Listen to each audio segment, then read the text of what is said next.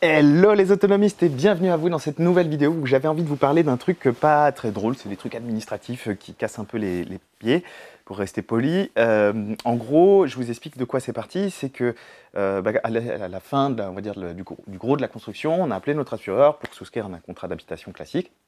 Je ne sais même plus qui c'est, donc je ne vais pas le citer.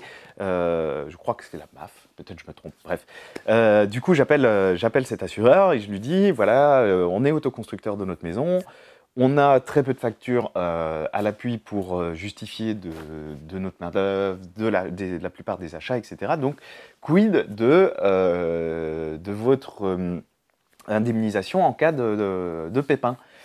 Et là, j'ai eu une réponse qui s'est structurée de la manière suivante, c'est que bon, ils prennent en compte le prix de la valeur immobilière neuve dans le secteur. Donc ça, bon, dans notre cas, c'est pas ouf parce qu'on est quand même dans un village isolé où le prix de l'immobilier n'est pas fou. Donc clairement, je pense qu'on serait perdant si l'indemnisation ne faisait que sur cette base-là. Deuxième chose à savoir, c'est que si vous avez fait des photos.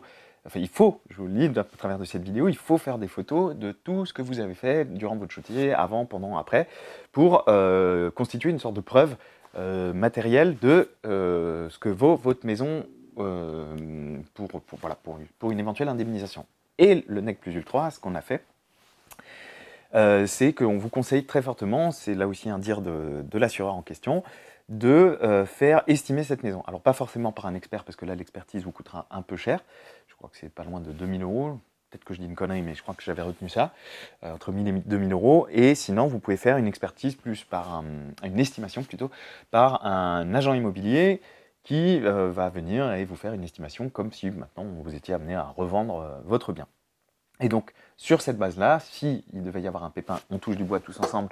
Là, j'ai une belle table en bois massif, donc je la touche les deux mains, parce qu'il ne se passera rien. Mais, on ne sait jamais, si jamais d'aventure il se passait quelque chose, au moins, vous avez cette base sur laquelle vous pourrez vous appuyer. Et je pense que si vous êtes comme moi, ça vous amènera un peu de sérénité au quotidien, en cas de vol, en cas de tempête, en cas d'incendie. Bref, on a une base solide sur laquelle s'appuyer. Donc voilà, je voulais vous faire passer ce message parce que je ne suis pas sûr que tout le monde ait cette réflexion quand on est en autoconstruction, que ce soit en amont, pendant ou après.